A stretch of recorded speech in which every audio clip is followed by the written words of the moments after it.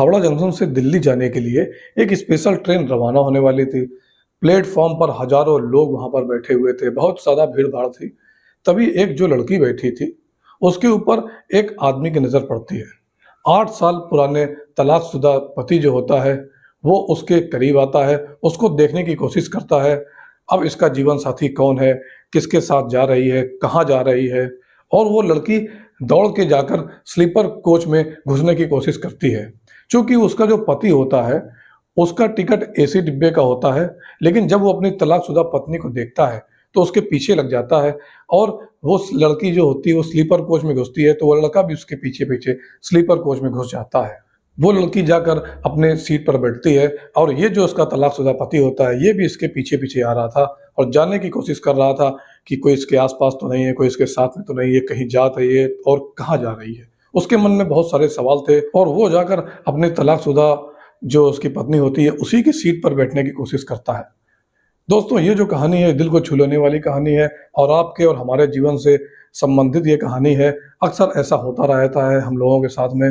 दोस्तों, मैं Viraj Sharma, Sharma three news channel पर आप लोगों को ये सच्ची खबर सुनाने जा रहा हूँ। इसलिए इस चैनल को सब्सक्राइब कर लीजिए और वीडियो को लाइक कर लीजिए। दोस्तों, लड़की का नाम होता है पूजा, और जो लड़का होता है उसका नाम होता है पंकज। इन दोनों की शादी लगभग 10 साल पहले हुई थी, और शादी के 2 साल तक तो ये लोग साथ रहते हैं। उसके बाद इन लोगों का तलाक हो जाता है, यानी कि 8 साल पहले इन लोगों का तलाक हो चुका था। फिलहाल जब ट्रेन चल पड़ती है, तो जो पूजा थी वो स्लीपर कोच में जाकर अपनी सीट पर बैठने लगती है, और उसके पीछे पीछे जो उसका तलाकशुदा पति था, वो भी उसी कोच में घुस जाता है और उसके पीछे पीछे जाने लगता है। हालांकि उसका जो टिकट होता है वो एसी कोच का होता है, उसका रिजर्वेशन भी एसी कोच में होता है। लेकिन जब वो अपनी पत्नी को देखता है, जो बहुत उदास बैठी थी, बहुत परेशान लग रही थी, वही खूबसूरती, वही सुंदरता, लेकिन इतना उदासीपन उसके चेहरे पे दिख रहा था, वो परेशान हो जाता है और उसके पीछे पीछे आ जाता है, और अपनी एसी वाली सीट छोड़कर स्लीपर कोच में अपनी पत्नी के पीछे पीछे चला जाता है। ये जो पूजा होती है, वो डिब्बे के बीच में जाकर साइड वाली सीट में बैठ जाती है। उसकी जो सीट होती है वो साइड लोअर बर्थ, जो इस तरफ होती है, एक अपर होती है, एक लोअर, यहाँ पर 2 लगी होती है बर्थ, वहां पर जाकर बैठ जाती है।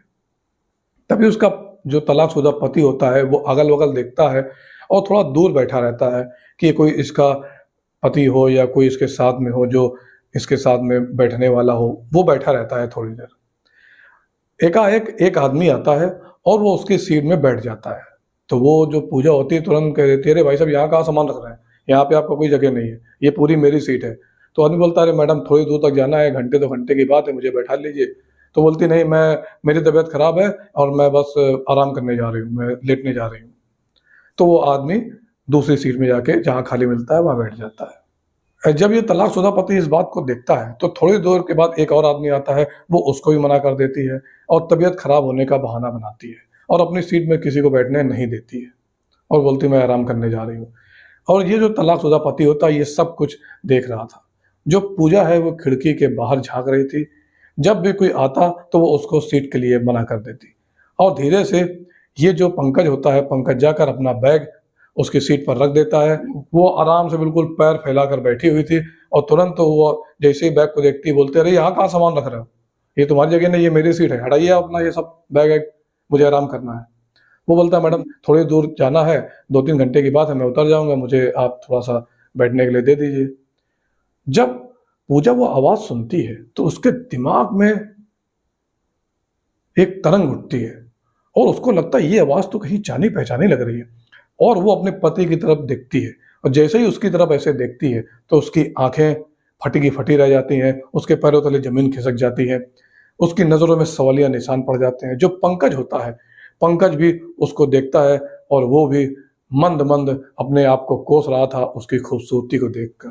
और ये दोनों लगभग 10 से 20 सेकंड तक एक दूसरे को देखते रहते हैं। फिर वो अपने पैर समेटती है और बैठने का इशारा करती है कि हाँ ठीक है, बैठ जाइए। अब दोनों के मन में तमाम सवाल उमड़ रहे थे। जो पंकज था वो शुरुआत करता है, बोलता है कि दिल्ली अपना इलाज कराने जा रही हो क्या?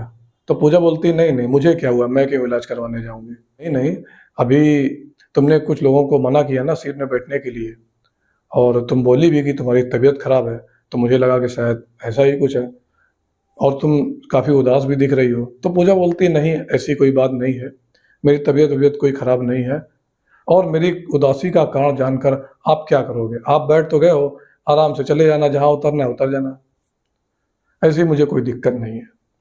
तो पंकज बोलता है कि दिल्ली कब से रह रही हो? पूजा कहती है, पहली बार जा रही हूँ और उसको एकटक निहारने लगता है और पूजा खिड़की के बाहर देखती है, कभी नज़र हटा लेती है, कभी देखती है, कभी नज़र हटा लेती है। इस तरह से धीरे-धीरे ट्रेन आगे बढ़ रही थी और ट्रेन स्पीड पकड़ रही थी।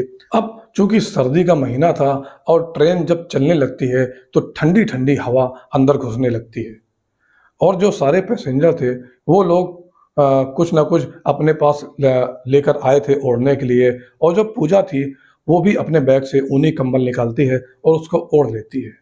अब जो पंकज होता है, वो कुछ लाया नहीं था क्योंकि उसकी जो ट्रेन की सीट थी वो एसी कोच में थी और एसी कोच में कंबल और चादर और तकिया वगैरह सब कुछ मिलता था। लेकिन वो अपनी पत्नी के चक्कर में स्लीपर कोच में घुस गया। तो पूजा उसको देखती है और कहती है कि तो आप कुछ ओढ़ने के लिए नहीं लाए हैं क्या? तो पंकज बोलता है, नहीं मुझे असल में मैं जल्दी-जल्दी में आ गया और मुझे ध्यान नहीं रहा। तो पूजा बोलती है कि आपको लाना चाहिए था, आपको ठंड लग जाएगी और ये दिसंबर का महीना चल रहा है। इसके बाद अचानक एक दूसरा पैसेंजर आता है और वो उसी सीट पर आता है जहाँ पर पूजा बैठी हुई थी और पूजा से बोलता है, उठिए ये मेरी सीट है। पूजा बोलती है, ये मेरी सीट है, वो बोलता है, नहीं ये मेरी सीट है। दोनों में झगड़ा होने लगता है। इतने में जो पंकज होता है, वो बोलता है, अरे शांत हो जाइए, अपनी टिकट दिखाइए। तो पंकज उसकी टिकट को देखता है, बोलता है, ये आपकी सीट नहीं है, आपकी ये ऊपर वाली है। ये वाली साइड लोअर है और आपकी जो सीट है, वो आपकी सीट ऊपर वाली है। तो वो जाकर अपनी सीट में बैठ जाता है। इसके बाद एक और आदमी आता है और वो उन दोनों के बीच की जो खाली जगह होती है वहाँ पर बैठने लगता है। तो फिर पूजा बोलती है, अरे आप यहाँ कहाँ बैठ रही है, मेरी सीट है। वो बोलता है, मैडम थोड़ी दूर तक जाना है, बैठ जाने दीजिए। इतने में पूजा बोलती है, नहीं नहीं मेरी तबीयत खराब है, मैं आपको बैठने नहीं दे सकती हूँ। हम लोग वैसे भी 2 लोग ऑलरेडी बैठे हुए हैं और आप और बीच में आ गए। तो इस तरीके से वो आदमी उठकर चला जाता है और उसके बाद ट्रेन धीरे-धीरे स्पीड पकड़ना शुरू कर देती है। चूँकि ठंडक जो थी, वो ठंडक काफ़ी बढ़ गई थी और हवा बहुत तेज़ से चल रही थी, दिसंबर का महीना था। पूजा जो अपना कंबल ओढ़े थी, वो अपने कंबल को पंकज के पैर पर डालते हुए बोलती है कि तुम्हारी तबीयत खराब हो जाएगी, ये कंबल ओढ़ लो। तो पंकज बोलता है, नहीं, नहीं, नहीं मुझे ठंड नहीं लगती है। असल में ठंड के दिनों में मेरी किसी से रज़ाई को लेकर झगड़ा हो गया था, तब से मुझे ठंड नहीं लगती है।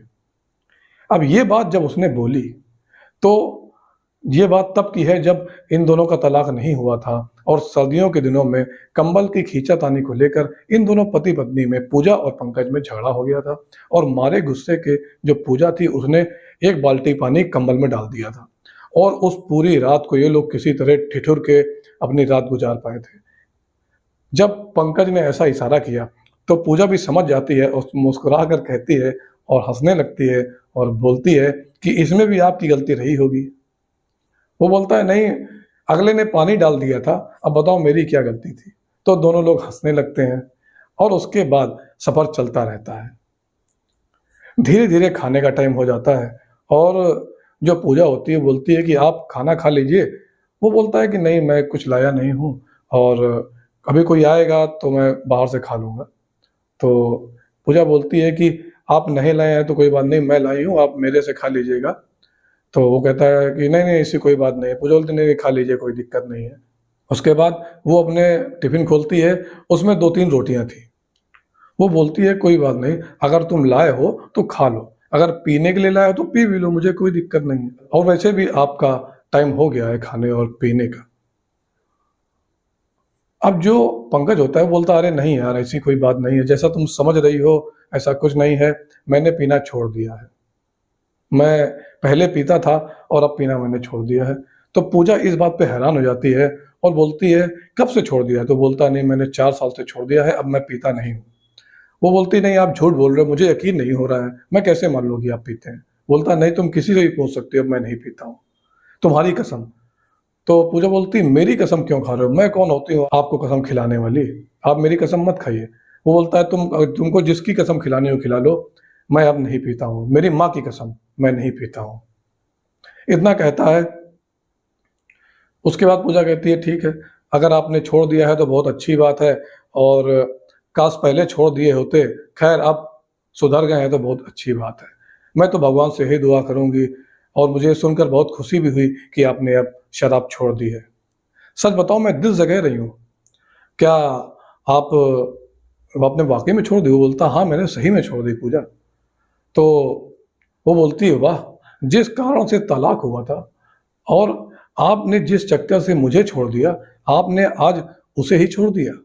अब ये जो लड़का था पंकज, ये शराब का आदी था, अपने माँ-बाप की भी नहीं सुनता था, हमेशा पिए मस्त रहता था, पूजा से भी मारपीट करता था। उसकी इन्हीं आदतों की वजह से वो तंग आ चुकी थी और उसके खुद के सास-ससुर यानी कि उसके पंकज के जो माता-पिता थे, वो भी परेशान हो चुके थे और बोलते थे, "बेटा ये तो सुधरेगा नहीं, तुम एक काम करो, तुम कोई और लड़का देख लो और इसकी ज़िंदगी से निकल जाओ।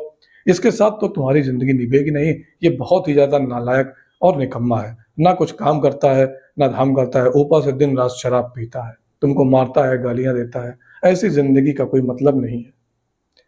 उसकी इसी आदत से परेशान होकर अंत में हार मानकर उससे तंग आकर उससे पूजा तलाक ले लेती है और कहती है कि वाक़ई में मुझे यकीन नहीं हो रहा है और मुझे बहुत खुशी हो रही है। और बताओ घर में सब लोग कैसे हैं? मम्मी-पापा कैसे हैं? आपकी छोटी बहन कैसी है? मुझे उसकी बहुत याद आती है। तो पंकज बोलता है कि वो छोटी बहन की अभी शादी हो गई है। दरअसल ये जो उसकी छोटी बहन थी, ये पूजा को बहुत ज़्यादा मानती थी और उसको बहुत उससे लगाव था। अब उसकी शादी हो गई है, शादी हुए 2 साल हो चुके हैं और उसने बोला कि आपने अपनी कहीं शादी नहीं की? तो उसने कहा नहीं यार मैंने शादी नहीं की। मेरा गाँव में मेरा नाम बहुत ख़राब है, मेरी इमेज बहुत ज़्यादा ख़राब है। अब मैं दिल्ली रहता हूँ, मैं गाँव में अब नहीं रहता हूँ, मैंने गाँव छोड़ दिया है। दिल्ली में ही मैं अपने कारोबार को चलाता हूँ। अब ज़िंदगी पहाड़ जैसी लग रही है, कट नहीं रही है। सोच रहा हूँ कि कहीं शादी करके सेटल हो जाऊँ। तो फिर वो पूजा से पूछता है, "क्या तुमने शादी की है?" तो पूजा बोलती है, "हाँ, अभी तक तो नहीं की लेकिन मैं दिल्ली इसीलिए जा रही हूँ, मेरी एक फ्रेंड है, उसने मेरे लिए एक रिश्ता देख रखा है और वहीं मैं जा रही हूँ और लड़के को देखूँगी, अगर सही लगेगा तो मैं वहीं पर शादी करके सेटल हो जाऊँगी।" तो जो पंकज होता है वो उदास हो जाता है और परेशान हो जाता है और फिर बोलता है कि यार मैं तो अब बहुत सुधर गया हूँ, दारू वगैरह, शराब वगैरह कुछ भी खाता-पीता नहीं हूँ। मैं तो बिल्कुल एक नॉर्मल ज़िंदगी जी रहा हूँ।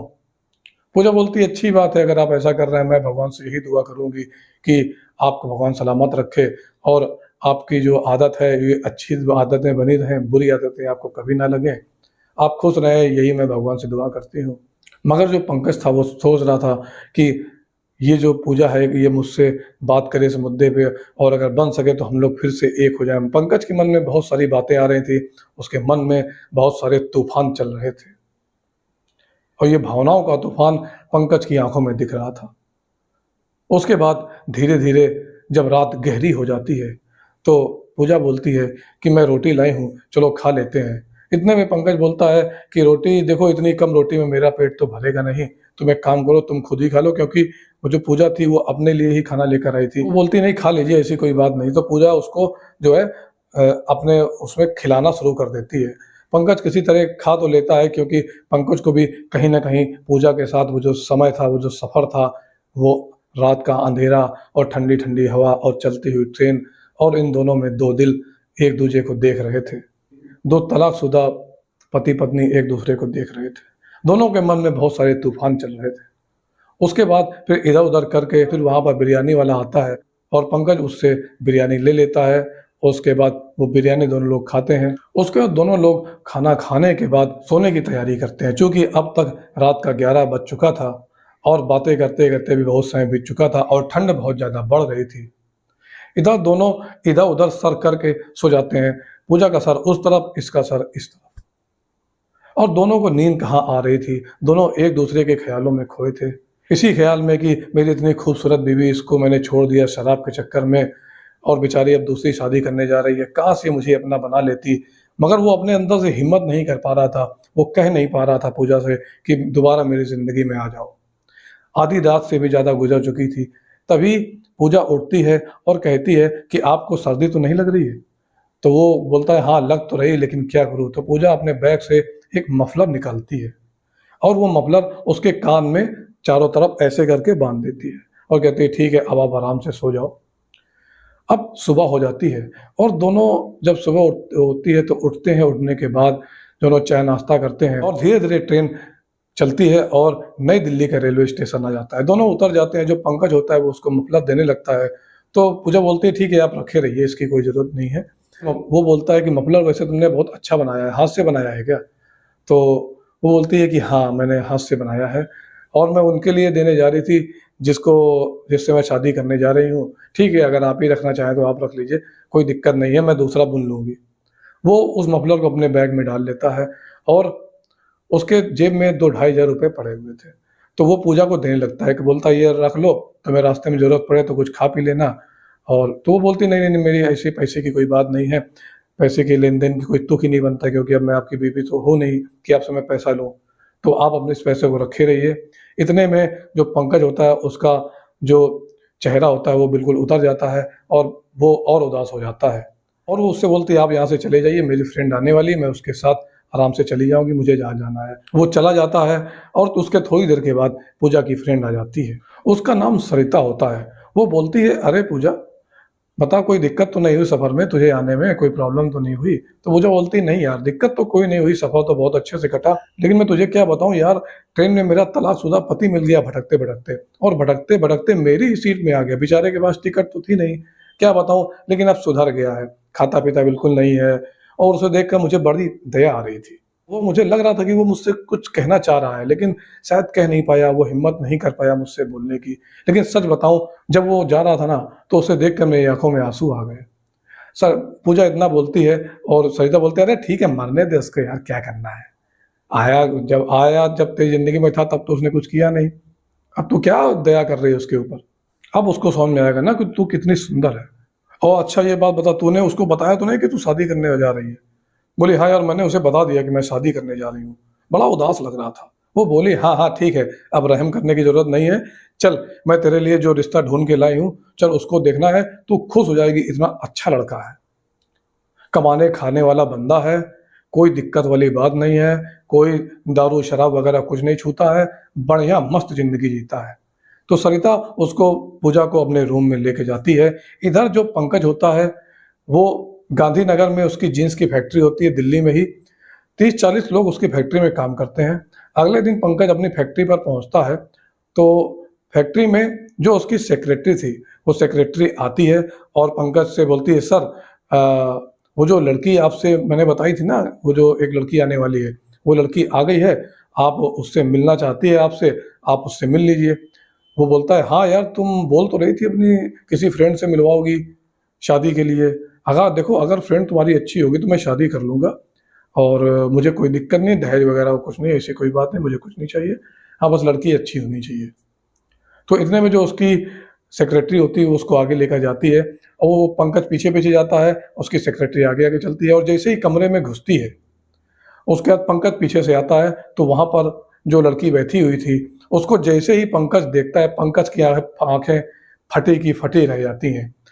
इधर वो जो लड़की होती है, उसकी भी आँखें फटी की फटी रह जाती हैं और दोनों के पैरों तले ज़मीन खिसक जाती है और दोनों एक-दूसरे को देखते रहते हैं।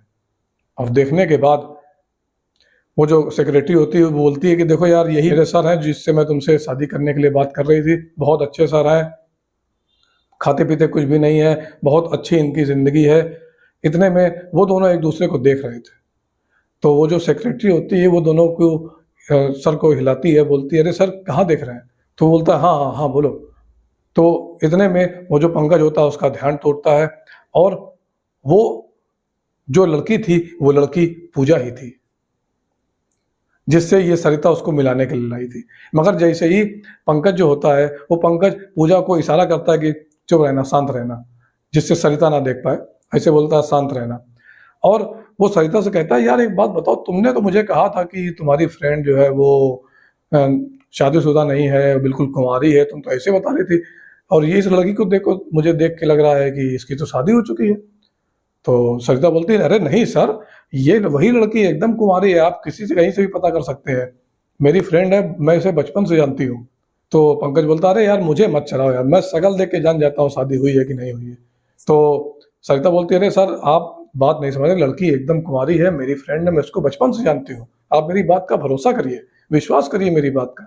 इतने में जो पंकज होता है, वो बोलता है कि, "अरे यार सरिता, मैं सब जानता हूँ, तुम मुझे मत बताओ। अच्छा तुम एक बात बताओ, तुमने इसको मेरे बारे में क्या बताया है? तो बोली कि मैंने इसके बारे में बताया है कि आपकी पहले कोई बीवी थी और आप शादी हुई थी, 2 साल रहे साथ में, फिर आपका तलाक हो गया। तो बोला हाँ यार, यही बताना, ये तो नहीं बताया ना कि मैं कुंवारा हूँ। बोली नहीं नहीं सर, मैं इतना झूठ नहीं बोलती हूँ। इतने में पूजा और पंकज दोनों हंसने लगते हैं, और जैसे ही वो लोग हंसने लगते हैं तो सरिता पूछती है, अरे आप लोग हंस क्यों रहे हैं, क्या बात है, आखिर बात क्या है? सरिता भी अचंभे में पड़ जाती है और वो भी हंसना शुरू कर देती है, मगर पूछती है आखिर बात क्या है? तो वो लोग बताते हैं, अरे यार तुम जिस लड़की की बात कर रही हो ना, यही मेरी पुरानी बीवी है, जिससे 10 साल पहले मेरी शादी हुई थी, 8 साल हो गया तलाक लिए मुझे, ये यही पूजा तो है जिसके बारे में मैं तुमको बताया करता था। वो बोलता, अरे यार, वो अपने कर्म पे हाथ रखती है और सब लोग हंसने लगते हैं। फिर जो पंकज होता है वो पूजा से कहता है, देखो पूजा, ये जो सरिता है ये हमारे लिए भगवान का रूप बनकर आई है। इतने दिन हो गए, 8 साल बीत गए तलाक लिए, और आज इसके माध्यम से हम लोग दोबारा फिर से मिले हैं। मैं अच्छा कमाता हूँ, अच्छा खाता हूँ, पीता-वीता बिल्कुल नहीं हूँ, और मैं तुमसे कहना चाहता हूँ कि क्यों ना वो जो 8 साल पहले हमारी ज़िंदगी अधूरी रह गई थी, उस कहानी को हम लोग पूरी कर दें और एक-दूसरे के होकर फिर से ज़िंदगी को जिएँ। इतने में पूजा जो होती है, वो उसकी आँखों से आँसू बहने लगते हैं, और जो सरिता होती है उसकी आँखों से भी आँसू बहने लगते हैं, और पंकज भी बहुत ज़्यादा उदास हो जाता है और उसकी आँखों भी भर आती हैं। और चूँकि ये जो आँसू थे ये खुशी के आँसू थे, और पंकज बोलता है लगातार कि मैं तुमसे उस समय के लिए माफ़ी माँग रहा हूँ कि मैं जो पहले शराब वग़ैरह पीता था, तुमको मारता था, पीटता था, गालियाँ देता था। अब मेरी ज़िंदगी में ऐसा कुछ नहीं है, मैं अच्छा कमाता हूँ, खाता हूँ, सबको अच्छे से रखता हूँ, माँ-बाप को भी प्यार से रखता हूँ।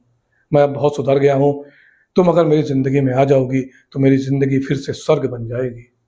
जैसे ही इतना बोलता है तो पूजा दौड़कर उसके पास आती है और उसके गले लग जाती है, और पंकज जो होता है, पंकज भी उसको अपने गले में लगा लेता है, और पूजा और पंकज एक दूसरे का फिर से मिलन हो जाता है 8 साल के बाद। देखिए दोस्तों, 8 साल के बाद 2 पति-पत्नियों को किस तरीके से समय ने मिलाया, सरिता के माध्यम से।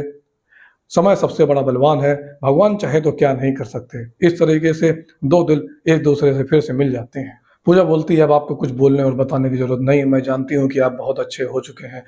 आप बहुत वाक़ई में सुधर चुके हैं, आज मुझे यकीन हो चुका है। उसके बाद सरिता को दोनों लोग लाख-लाख बधाइयाँ देते हैं, बोलते हैं तुम्हारी वजह से हमारी ज़िंदगी एक बार फिर से पटरी पर आ गई। पंकज जो होता है पूजा और सरिता को लेकर अपने घर जाता है और मम्मी-पापा से बोलता है, देखो पापा, मम्मी, ये आपकी बहू वापस आ गई। उसके जो पिता होते हैं, जो माता होती हैं, वो दोनों जैसे ही पूजा को देखते हैं, वो लोग बहुत ज़्यादा खुश हो जाते हैं और बोलते हैं, बेटा ये हमारे घर की लक्ष्मी थी, जो चली गई थी और फिर से हमारे घर आ गई। और सरिता को बहुत-बहुत धन्यवाद देते हैं, उसके माँ-बाप लाख-लाख आशीर्वाद देते हैं और बोलते हैं कि सरिता, तुम हमारे लिए भगवान बनकर आई हो, तुम्हारी वजह से हमारी बहू, हमारी प्यारी बहू वापस इस घर में दोबारा आ गई है। अब ये घर जो है फिर से स्वर्ग बन जाएगा। आज हमको पूजा मिल चुकी है, सब लोग बहुत खुश होते हैं। दोस्तों, ये सच्ची घटना आपको कैसी लगी? इसमें अपने विचार आप लोग कमेंट बॉक्स के माध्यम से दे सकते हैं। दोस्तों, इस तरह की सच्ची घटनाएँ, सच्ची कहानियाँ मैं अपने चैनल पर लाता रहता हूँ। इसलिए अगर आप लोग नए हैं तो चैनल को सब्सक्राइब करें, अगर पुराने हैं तो लाइक और शेयर करें। धन्यवाद।